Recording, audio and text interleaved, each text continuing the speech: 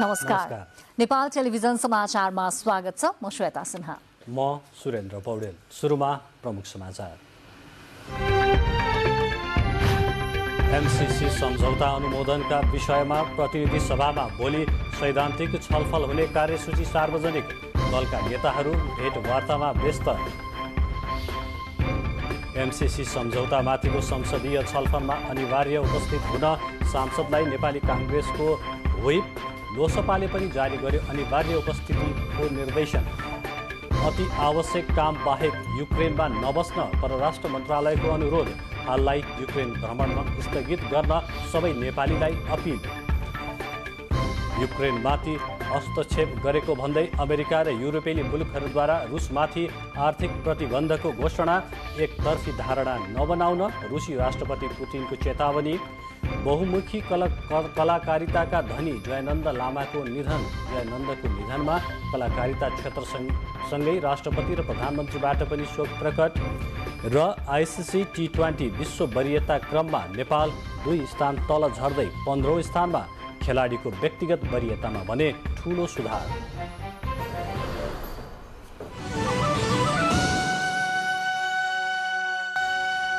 समाचार अब विस्तारमा। संघीय संसद सचिवालयले भोलि बस्ने प्रतिनिधि सभाको सम्भावित कार्यसूची सार्वजनिक गरेको छ। भोलिको बैठकमा अमेरिकी सहयोग परियोजना मिलेनियम च्यालेन्ज कम्प्याक्ट एमसीसी सम्झौतामाथि छलफल गरियोस् भन्ने प्रस्ताव पेश गर्ने कार्यसूचीमा उल्लेख गरिएको छ। अर्थमन्त्री जनार्दन शर्माले नेपाल सरकार र अमेरिकी सहयोग निकाय मिलेनियम कर्पोरेसन एमसीसी बीच भएको अनुदान सहायता सम्झौतामाथि छलफल गरियोस् भनी प्रस्ताव पेश गर्ने कार्यसूचीमा उल्लेख छ। आइतबारको प्रतिनिधि सभा बैठकमा सञ्चार तथा सूचना प्रविधि मन्त्री ज्ञानेन्द्र बहादुर कार्कीले एमसीसी सम्झौता पेश गर्नुभएको थियो। अर्थमन्त्री शर्मा अनुपस्थित हुनुभएपछि सञ्चार मन्त्री कार्कीले एमसीसी सम्झौता पेश गर्नुभएको हो। यसैगरी कानुन न्याय तथा संसदीय मामिला मन्त्री दिलेन्द्र बडुले महान्यायाधिवक्ताको वार्षिक प्रतिवेदन आर्थिक वर्ष 2077 र 78 पेश गर्ने कार्यसूचीमा उल्लेख गरिएको छ। सरकारको नेतृत्व गरिरहेको दल नेपाली काङ्ग्रेसले राजनैतिक दलहरूलाई सहमति गराएर मिलेनियम च्यालेन्ज कर्पोरेसन एमसीसी प्रस्ताव संसदबाट पारित गराउने गृह कार्य गरिरहेको छ। काङ्ग्रेसले भोलि बस्ने प्रतिनिधि सभाको बैठकमा आफ्ना सांसदहरूलाई अनिवार्य उपस्थितिका लागि निर्देशन समेत दिएको छ भने प्रमुख प्रतिपक्षी दल नेकपा एमाले आफ्ना माग पूरा नभएसम्म एमसीसीबारे कुनै निर्णय नगर्ने अडान दोहोर्याएको छ।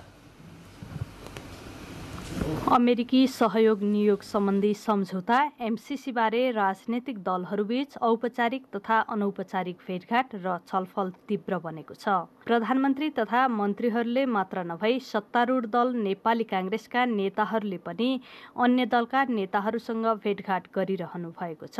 यसै क्रममा गृहमन्त्री बालकृष्ण खाँडले प्रमुख प्रतिपक्षी दल नेकपा एमालेका अध्यक्ष केपी शर्मा ओली र सत्तारूढ गठबन्धनमा रहेको नेकपा माओवादी केन्द्रका अध्यक्ष पुष्पकमल दाहाल प्रचण्डलाई उहाँकै निवासमा पुगेर भेट गर्नुभयो। बेग्ला बेग्लै रूपमा भएका दुवै भेटमा संसदबाट एमसीसी पारित गर्ने बारेमा छलफल भएको बताइएको छ। यसैगरी मंगलबार साँझ पनि प्रधानमन्त्री शेरबहादुर देउवा र प्रमुख प्रतिपक्षी दल नेकपा एमालेका अध्यक्ष केपी शर्मा ओली बीच प्रधानमन्त्री निवास बालुवाटारमा छलफल भएको थियो। फागुन 16 गतेभित्र एमसीसी सम्झौता संसदबाट अनुमोदन गर्नुपर्ने भएकोले पनि काङ्ग्रेसले दलहरूलाई सहमतिमा ल्याउने गरी छलफल गरिरहेको बताइएको छ। हाम्रो कोसिस जारी छ, सहयोग गर्नुहोस्। तपाईँहरूकै सहभागितामा सबै भएको अहिले आएर यसबाट फर्किनु भने यो अन्तर्राष्ट्रिय स्तरमा पनि नेपालको साख गिर्नु यो ठिक हुँदैन भनेर पनि राखेको छ। कसरी उहाँहरू आउनुहुन्छ हेरौँ। प्रमुख प्रतिपक्षी दल नेकपा एमाले एमसीसी सम्झौताबारे असहमति नभए पनि अनुमोदनका लागि के गर्ने भन्ने विषयमा निर्णय गरिसकेको छैन। विषयवस्तुको बारेमा हामीले अहिले पनि आपत्ति जनाएका छैनौँ। नेकपा एमालेको सरकार हुँदा नै यसलाई अगाडि बढाउनको लागि हामीले प्रस्ताव अगाडि बढाएका हौँ र हामीलाई अहिले पनि के लाग्छ भने एमसीसी विकास परियोजना हो। यसलाई अरू धेरै विषयहरूसँग जोडेर आकाश पातल गरेर जनमतलाई विभाजित गर्न आवश्यक छैन। यसका लागि सत्तारूढ गठबन्धनले देशको जनमत विभाजन नगर्ने गरी देशलाई यो नगिजोल्ने गरी कदम चालोस् भन्ने हामी चाहन्छौँ। एमसीसी बारे आफ्नो धारणा तय गर्न केही दलहरूले पार्टीको बैठक नै आह्वान गरेका थिए। क्यामेरामा प्रकाश महत र सुरेन्द्र आचार्यका साथ सलोजा दाहाल, काठमाडौँ। यसैबीच लोकतान्त्रिक समाजवादी पार्टीले पनि भोलि बस्ने प्रतिनिधि सभा बैठकमा आफ्नो दलका सबै सांसदलाई अनिवार्य उपस्थित हुन व्हिप जारी गरेको छ। साथै लोसपाले एमसीसी सम्झौता बारेमा आवश्यक निर्णय गर्ने अधिकार पार्टी अध्यक्षलाई दिने निर्णय गरेको छ।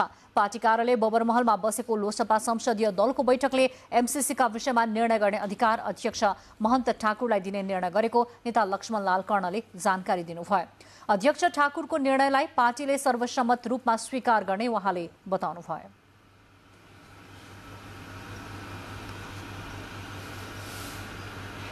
भोलि संसदमा सबै मान्यहरूलाई पार्टीका सांसदहरूलाई अनिवार्य उपस्थित हुने भनिकन व्हिप जारी भएको छ, निर्देशन जारी भएको छ।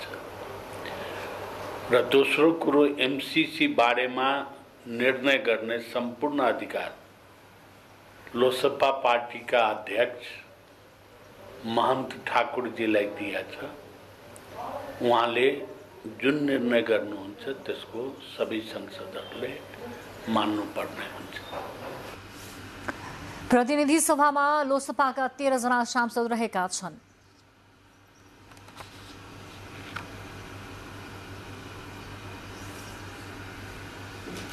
समाचारहरू बाँकी नै छन्, एकैछिन विश्राम।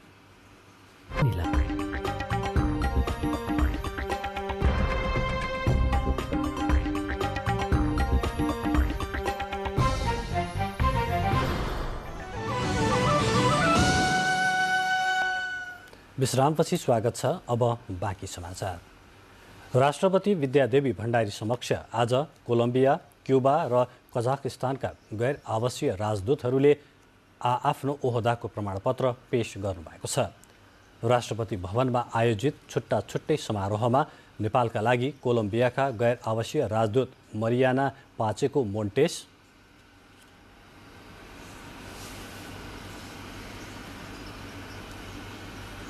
क्युबाका गैर आवासीय राजदूत अलेक्जान्द्रो सिमानकास मरिन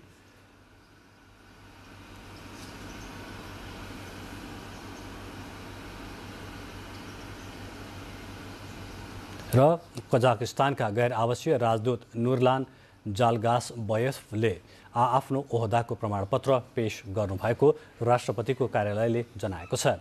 उक्त अवसरमा परराष्ट्र मन्त्री डाक्टर नारायण खड्का लगायत सरकारका उच्च पदस्थ अधिकारीहरू पनि उपस्थित हुनुहुन्थ्यो। नेपाल भारत विद्युत व्यापार तथा संरचना निर्माणका विषयमा छलफल गर्न नेपाल भारत ऊर्जा सहसचिव स्तरीय कार्यदलको बैठक काठमाडौँमा सुरु भएको छ। सचिव स्तरीय बैठकमा पेश गरिने विषयवस्तुलाई टुङ्गो लगाउन आज संयुक्त कार्यदलको बैठक बसेको हो। बैठकमा दुई देशबीचको विद्युत आदान प्रदानका लागि पूर्वाधार निर्माणदेखि नीतिगत समस्याका विषयमा छलफल भइरहेको छ। अन्तर्देशीय प्रसारण लाइन निर्माण तथा स्तर वृद्धि र नेपाल भारत बीचको संयुक्त लगानी निर्माण हुन सक्ने विद्युत परियोजनाका बारेमा पनि छलफल हुने कार्यदलका संयोजक तथा सहसचिव चिरञ्जीवी चतौटले जानकारी दिनुभएको छ।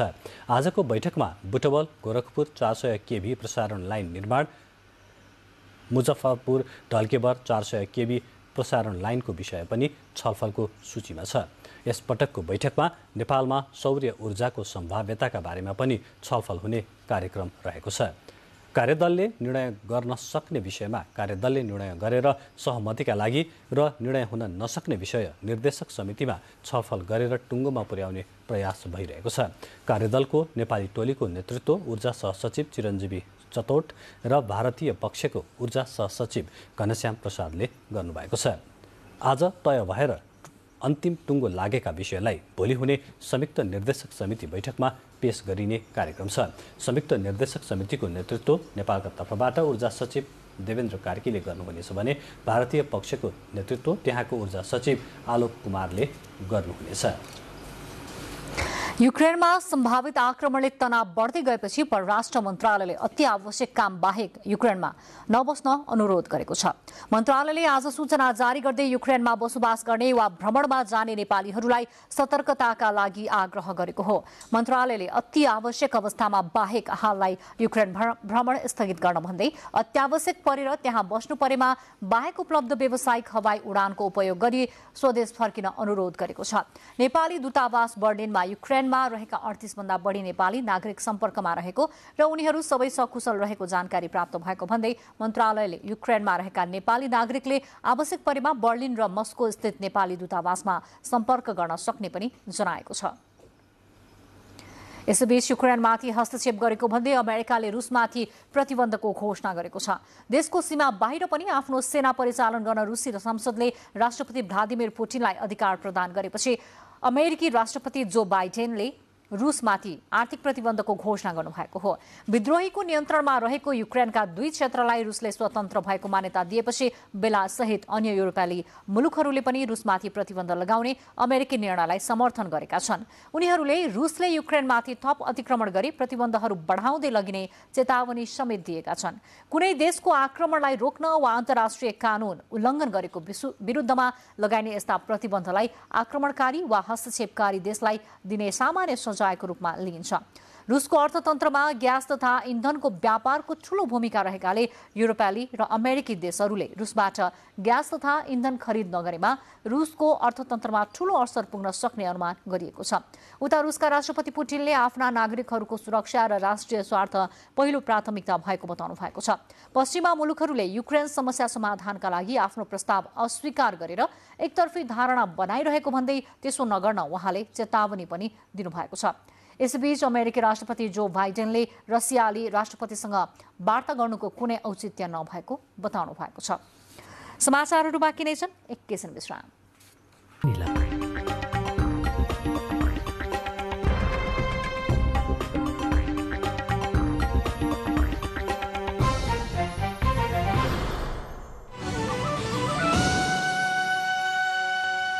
पुनः स्वागत छ। अब बाँकी समाचार।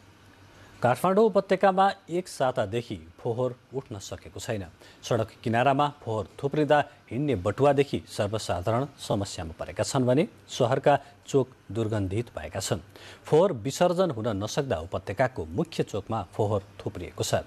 हाल फोहोर विसर्जन गर्ने गरिएको नुवाकोटको सिसडोलसम्म पुग्ने बाटो मर्मत समयमै नगरेको भन्दै पासाङ लामो राजमार्गका स्थानीयले अवरोध गर्दा उपत्यकाको 18 स्थानीय तहको फोहोर उठाउन नसकिएको काठमाडौँ महानगरपालिकाले जनाएको छ।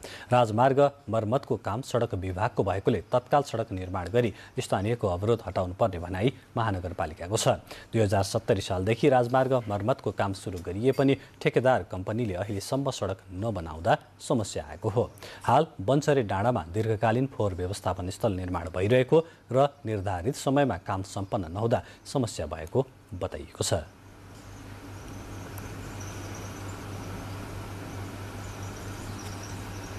संसदीय समितिले काठमाडौँ तराई मधेस द्रुत मार्ग आयोजनाको प्याकेज नम्बर 4 र 5 को ठेक्का प्रक्रियाको यथार्थ विवरण पेश गर्न सरकारलाई निर्देशन दिएको छ। सिंहदरबारमा बसेको प्रतिनिधि सभा अन्तर्गतको विकास तथा प्रविधि समितिले आयोजनाको ठेक्का प्रक्रिया पूरा तयारीको कार्य सम्पन्न नगरी सुरु गरेको र कानुन सम्मत नभएको भनी प्रश्न उठेको भन्दै 7 दिनभित्र विवरण पेश गर्न रक्षा मन्त्रालय र आयोजनालाई निर्देशन दिएको हो। बैठकले काठमाडौँ तराई मधेस द्रुत मार्ग आयोजनाको स्थलगत अवलोकन गर्ने निर्णय पनि गरेको छ।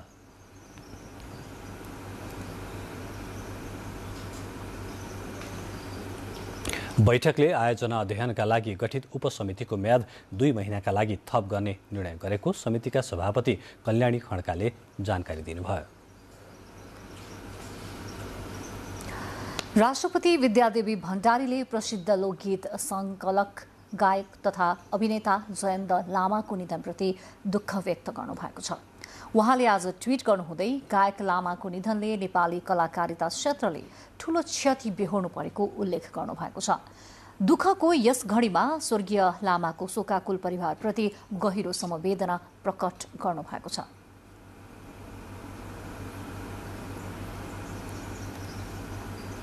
यसैगरी प्रधानमन्त्री शेरबहादुर देउवाले आज ट्विट गर्नुहुँदै गायक लामाको असामयिक निधनबाट मुलुकले गीत संगीत चलचित्र एवं हास्य क्षेत्रका एक असल साधक गुमाएको उल्लेख गर्नुभएको छ। उहाँले दिवंगत आत्माप्रति भावपूर्ण श्रद्धाञ्जली व्यक्त गर्दै शोक सन्तप्त परिवारजनमा गहिरो समवेदना प्रकट गर्नुभएको छ। यसैगरी संचार तथा सूचना प्रविधि मन्त्री ज्ञानेन्द्र बहादुर कार्कीले पनि बहुप्रतिभाशाली कलाकार जयनन्दको निधनमा शोक प्रकट गर्दै परिवारजनमा समवेदना प्रकट गर्नुभएको छ।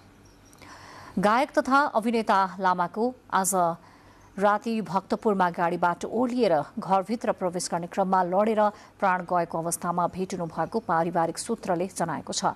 झर्ने क्रममा असामयिक निधन भएको थियो। उहाँको भोलि बौद्ध परम्परा अनुसार अन्त्येष्टि गरिने बताइएको छ।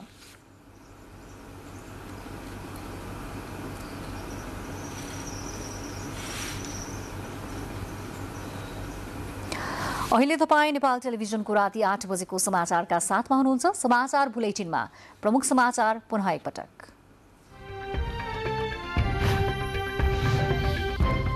एमसीसी सम्झौता अनुमोदनका विषयमा प्रतिनिधि सभामा भोलि सैद्धान्तिक छलफल हुने कार्यसूची सार्वजनिक। दलका नेताहरू भेटवार्तामा व्यस्त। एमसीसी माथिको संसदीय छलफलमा अनिवार्य उपस्थित हुन आफ्ना सांसदलाई नेपाली कांग्रेसको व्हिप। लोसपाले पनि जारी गर्यो अनिवार्य उपस्थितिको निर्देशन। अति आवश्यक काम बाहेक युक्रेनमा नबस्न परराष्ट्र मन्त्रालयको अनुरोध। हाललाई युक्रेन भ्रमण स्थगित गर्न सबै नेपालीलाई अपील।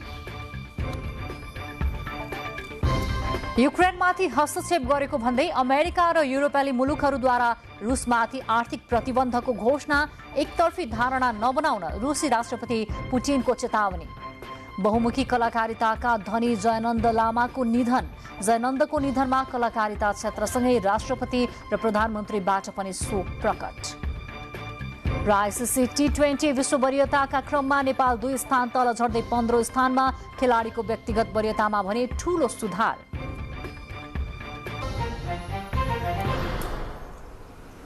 प्रमुख प्रतिपक्षी दल नेकपा एमालेका अध्यक्ष केपी शर्मा ओलीले हालको मोर्चाको हारलाई युद्धको हार भन्न नसकिने भन्दै एमालेले समग्र युद्ध नहारेको दावी गर्नुभएको छ। आज भक्तपुरमा आयोजित कार्यक्रममा अध्यक्ष ओलीले 2062 सालदेखि अहिलेसम्म विभिन्न कार्यक्रममा बोलेका र भोगेका विषयहरू सङ्कलित पुस्तक समवेत दृष्टिको लोकार्पणका क्रममा उहाँले सो कुरा बताउनु भएको हो। सो पुस्तक अध्यक्ष ओली, उहाँका पिता मोहन प्रसाद र श्रीमती राधिकाले विमोचन गर्नुभयो। जनताभन्दा ठूलो कोही नभएको भन्दै उहाँले एमालेको हालको मोर्चाको हार क्षणिक भएको बताउनुभयो। सहमति सम्झौता गर्नुपर्ने बाध्यात्मक स्थितिको कारणले त्यस्ता कुराहरू भएका होलान्, तर हाम्रो पार्टी यी कुराहरूमा स्पष्ट रहिआएको छ। समारोहमा एमाले अध्यक्ष ओली पत्नी राधिका साक्यले केपी ओलीसँग विवाह गरेको दिनदेखि नै जोखिम मोलेको बताउनुहुँदै घरबाट निस्किएको मान्छे फर्कने हो कि होइन भन्ने त्रासमा दिनहरू बिते पनि अहिले देशका लागि गरेको योगदानले सफल भएको अनुभूति गरेको चर्चा गर्नुभयो। देशभर पछिल्लो 24 घण्टामा थप 312 जनामा कोरोना भाइरसको संक्रमण पुष्टि भएको छ। स्वास्थ्य तथा जनसङ्ख्या मन्त्रालयका अनुसार पछिल्लो 24 घण्टामा 8693 नमुना परीक्षण गर्दा उक्त सङ्ख्यामा संक्रमण पुष्टि भएको हो। यसै गरी पछिल्लो पटक थप 911 जना संक्रमण मुक्त भएका छन्। पछिल्लो 24 घण्टामा थप 2 जनाको संक्रमणकै कारण मृत्यु भएको मन्त्रालयले जनाएको छ।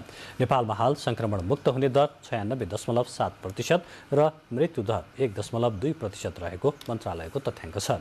हाल देशभर सक्रिय संक्रमितको सङ्ख्या 10,090 रहेको छ। आज 911 जनाको कोभिड-19 संक्रमणबाट मुक्त भई डिस्चार्ज हुनुभएको छ। आज 2 जनाको कोभिड-19 का कारण दुःखद निधन भएको छ।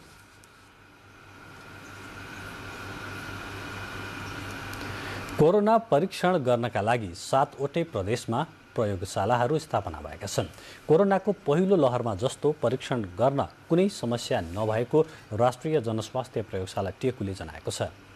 हेरौँ आजको कोरोना केयर।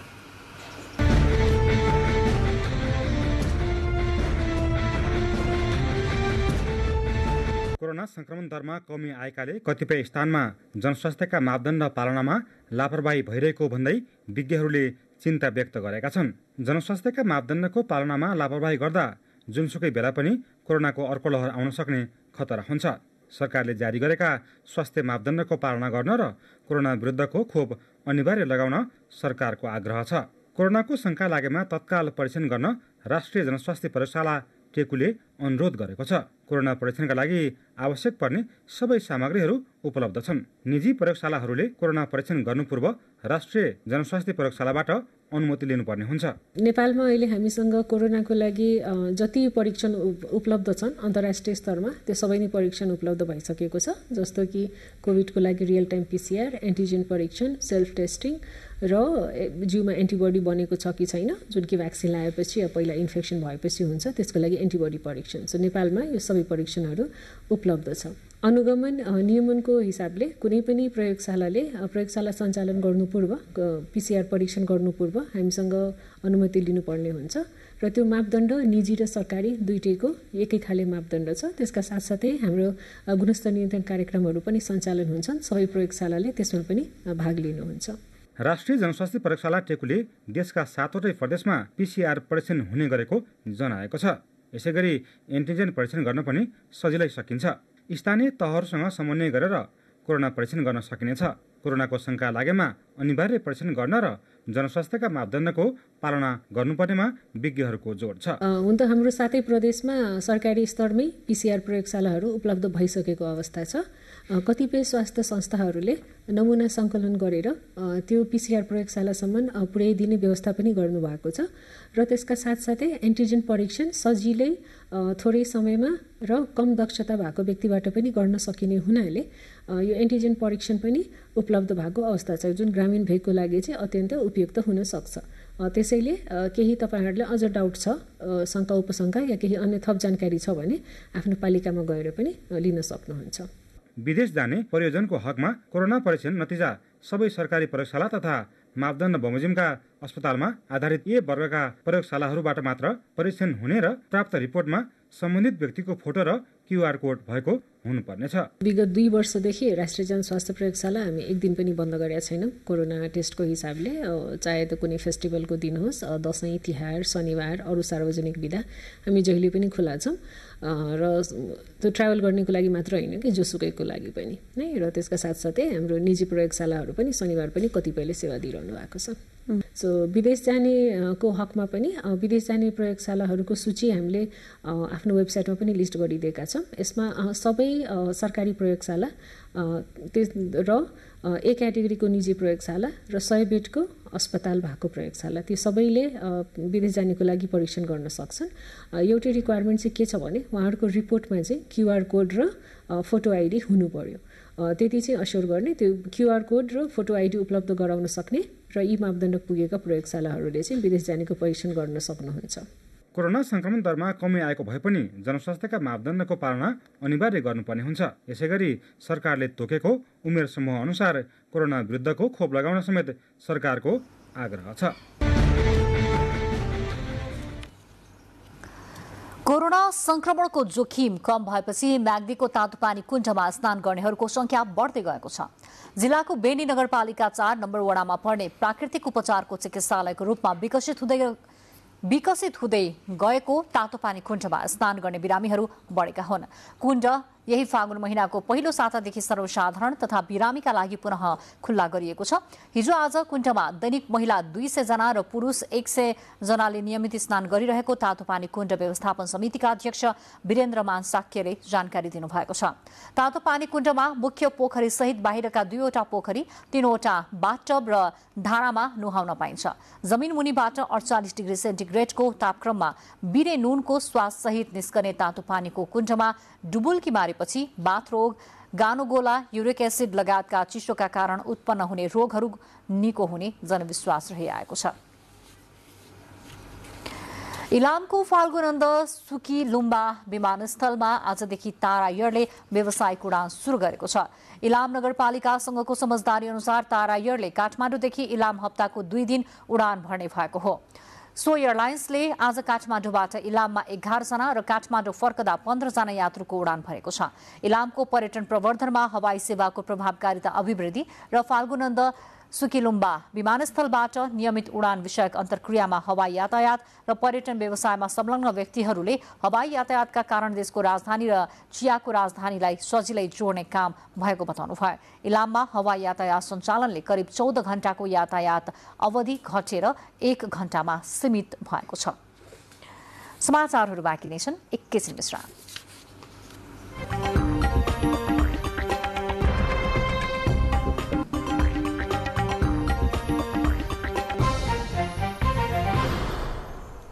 अब आर्थिक समाचार।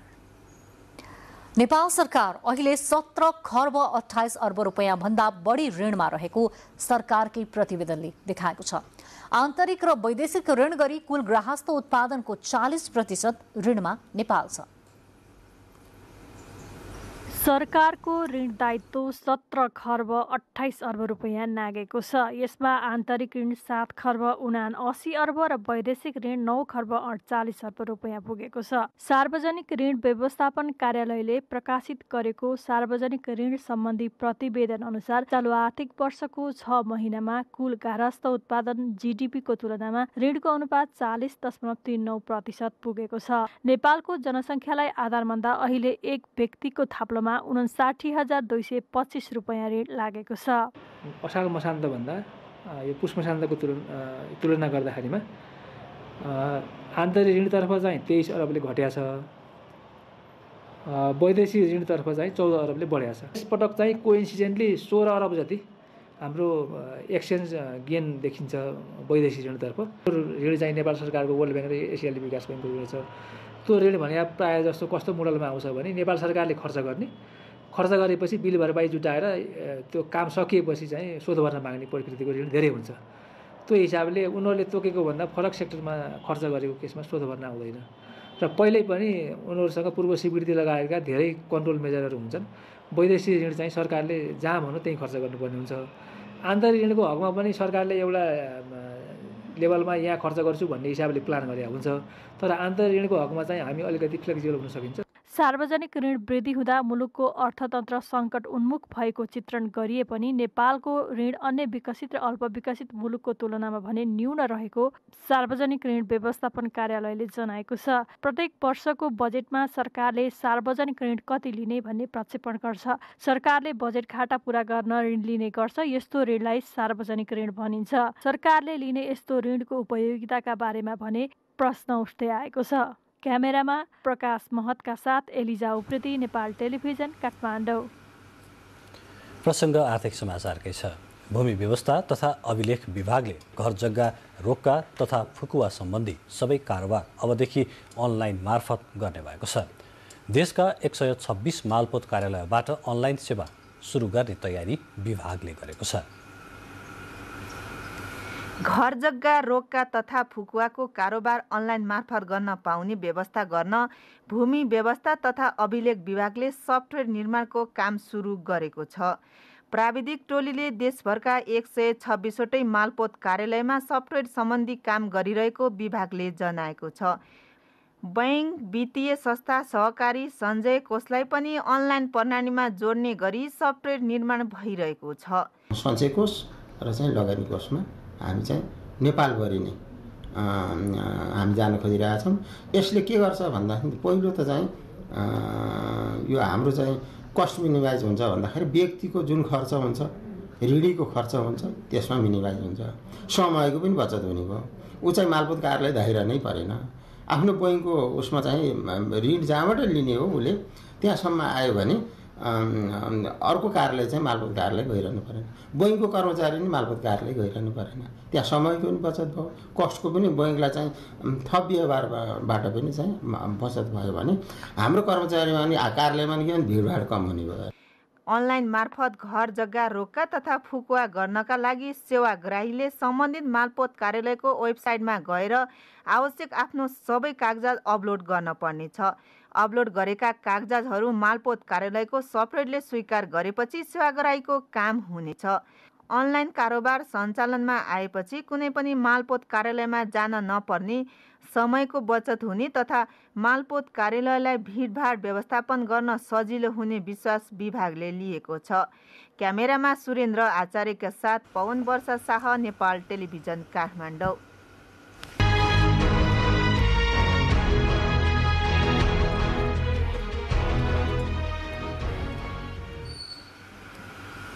अब खेलकुद समाचार। खेलकुद समाचार।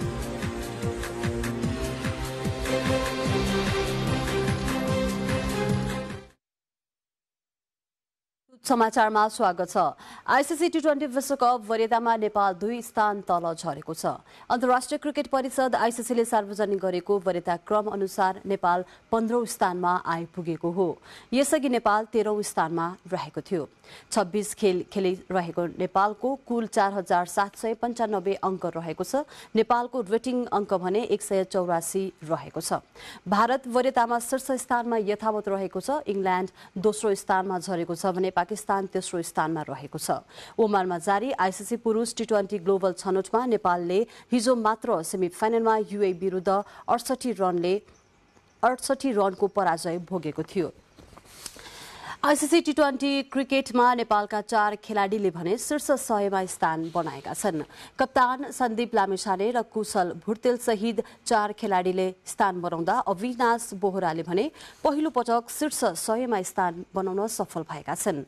आईसीसीले आज सार्वजनिक गरेको खेलाडी वरियतामा कुशल भुर्तेल ब्याटिङतर्फ 26औं स्थान सुधार गर्दै 39औं स्थानमा उक्लिएका छन्। त्यसैगरी दिपेन्द्र सिंह ऐरीले 2 स्थान सुधार गर्दै 50औं स्थानमा उक्लिएका छन्।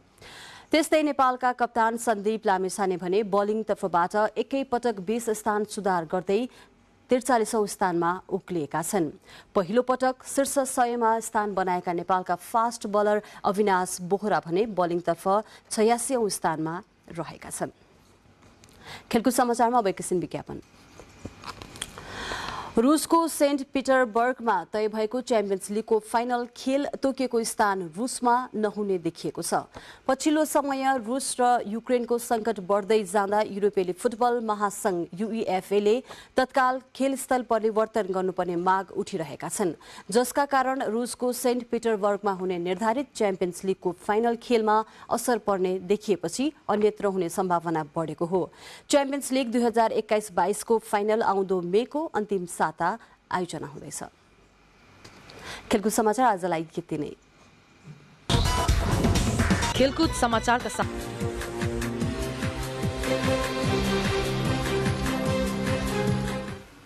खेलकुद समाचारपछि अब मौसम सम्बन्धी जानकारी। देशको पहाडी भूभागमा आज राति आंशिकदेखि सामान्य बदली रही बाँकी भूभागमा मौसम सामान्यतया सफा रहनेछ तथा सुदूरपश्चिम कर्णाली तथा गण्डकी प्रदेशका पहाडी भूभागका 1 वा 2 स्थानमा मेघ गर्जनसहित हल्का वर्षाको सम्भावना रहेको छ। यसैगरी उच्च पहाडी तथा हिमाली भूभागका थोरै स्थानहरूमा हल्का हिमपातको सम्भावना रहेको मौसम पूर्वानुमान महाशाखाले जनाएको छ। काठमाडौँमा आज राति न्यूनतम तापक्रम 4 र 6 डिग्री सेल्सियस तथा भोलि दिउँसो अधिकतम तापक्रम 19 र 21 डिग्री सेल्सियस बीच रहने अनुमान गरिएको छ। अब मौसम सम्बन्धी थप विवरण।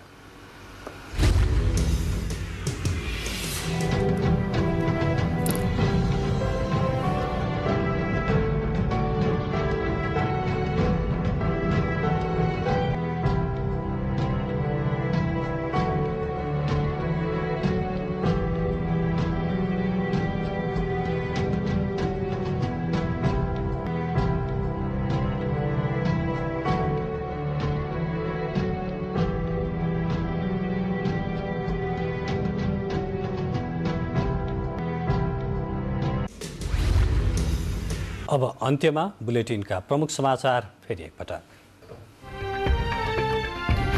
एमसीसी सम्झौता अनुमोदनका विषयमा प्रतिनिधि सभामा भोलि सैद्धान्तिक छलफल हुने कार्यसूची सार्वजनिक। दलका नेताहरू भेटवार्तामा व्यस्त। एमसिसीको संसदीय छलफलमा अनिवार्य उपस्थित हुन आफ्ना सांसदलाई नेपाली काङ्ग्रेसको व्हिप, लोकसभाले पनि जारी गर्यो अनिवार्य उपस्थितिको निर्देशन। अति आवश्यक काम बाहेक युक्रेनमा नबस्न परराष्ट्र मन्त्रालयको अनुरोध, हाललाई युक्रेन भ्रमण स्थगित गर्न सबै नेपालीलाई अपिल। युक्रेनमाथि हस्तक्षेप गरेको भन्दै अमेरिका र युरोपेली मुलुकहरूद्वारा रुसमाथि आर्थिक प्रतिबन्धको घोषणा, एकतर्फी धारणा नबनाउन रुसी राष्ट्रपति पुटिनको चेतावनी। बहुमुखी कलाकारिताका धनी जयनन्द लामाको निधन, जयनन्दको निधनमा कलाकारिता क्षेत्रसँगै राष्ट्रपति र प्रधानमन्त्रीबाट पनि शोक प्रकट। र आइसिसी टी20 विश्व वरियतामा नेपाल 2 स्थान तल झर्दै 15औं स्थानमा, खेलाडीको व्यक्तिगत वरियतामा भने ठूलो सुधार। अवस्था समाचारको सिलसिला अहिलेलाई यति नै। हामी बिदा चाहन्छौँ। नमस्कार।